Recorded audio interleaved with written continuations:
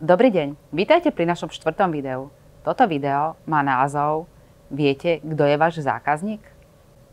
Ako vám už v minulom videu kolegyňa rozprávala, dnešný zákazník je omnoho náročnejší. Chce mať individuálny prístup, chce byť braný ako VIP partner. A preto aj komunikácia s každým zákazníkom musí byť individuálna. A s tým súvisí aj to, že je veľmi dôležité poznať svojho zákazníka, svoju cieľovú skupinu. Myslíte si, že jednou komunikáciou obsiahnete všetkých zákazníkov? Omyl. To platilo v minulosti.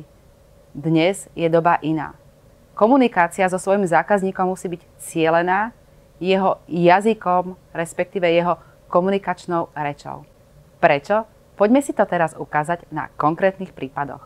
Poďte sa so mňou zahrať teraz takú malú hru. Zoberte si papier a pero a zapíšte si informácie o vašom zákazníkovi. O tej hlavnej cieľovej skupine, ten zákazník, ktorý je u vás ten najhlavnejší a najnosnejší. Napíšte si na papier, je to muž alebo žena. V akom je veku? Zoberte si papier a pero a zapíšte si odpovede na nasledujúce otázky. Kto sú vaši hlavní zákazníci? Tí, čo tvoria väčšinu zákazníkov. V prípade, ak ponúkate viacero produktov alebo služieb, zamyslite sa nad každým zvlášť. Sú to muži alebo ženy? V akom približnom veku? Kde býva? Je skôr z veľkého mesta? Alebo z vidieku? Každá táto skupina rieši iné problémy, iné potreby. Je tu iná kúpyschopnosť a iný životný štýl. Aký je životný štýl vášho zákazníka? Aké problémy rieši? Čo je jeho hobby, relax, na čo mu záleží, do čoho rád investuje?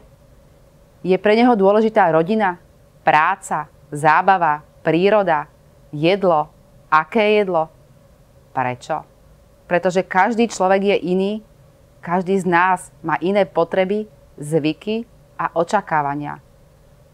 A veľké rozdiely sú medzi jednotlivými regiónmi, medzi jednotlivými vekovými skupinami, medzi hodnotami ich životného štýlu. Každá táto skupina je iná. Každá má svoje potreby, svoj komunikačný jazyk a počúva na iné benefity.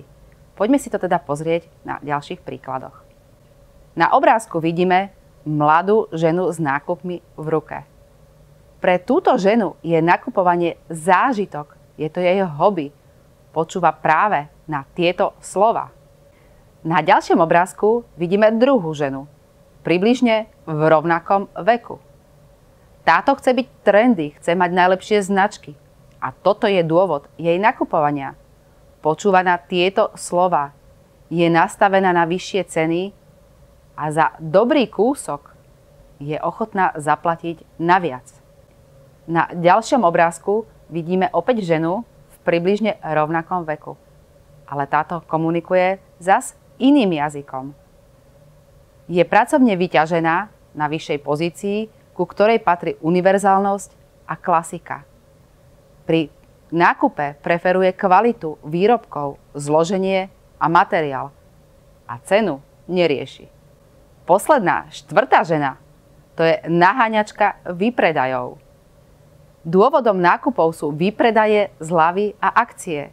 Nie je ochotná kupovať za štandardné ceny a radšej si počká na zľavy. Videli sme obrázky 4 žien približne v rovnakom veku. Ale každá z nich má iné potreby, iné očakávania a inú komunikačnú reč. Počúva na iné reklamné posolstvo a iné benefity. A viete si predstaviť, aké sú rozdiely medzi mladšími a staršími zákazníkmi? Medzi jednotlivými regiónmi, kde zvyklosti ovplyvňuje jednak tradícia prostredia a jednak aj zamestnanosť a kúpyschopnosť potenciálnych zákazníkov? Aké sú rozdiely medzi ľuďmi, ktorí žijú pasívny život a sedia pri televízii a medzi ľuďmi, ktorí žijú aktívne, športujú, stretávajú sa s priateľmi mimo domu a podobne? A teraz sa pozrite na váš papier, čo ste si tam zapísali. Kto je ten váš zákazník, prípadne zákazníci? Čo na tohto vášho zákazníka platí? Aká bude jeho komunikačná reč? Tieto otázky by ste si mali zodpovedať vždy skôr, ako sa pustíte do akejkoľvek propagácie alebo reklamy. Predtým, než si dáte vytvoriť webovskú stránku, urobíte si akékoľvek letáky alebo aj reklamu na internete, facebookovú komunikáciu. Vždy sa zamyslite v prvom rade nad tým, kto je váš zákazník a akou rečou komunikuje.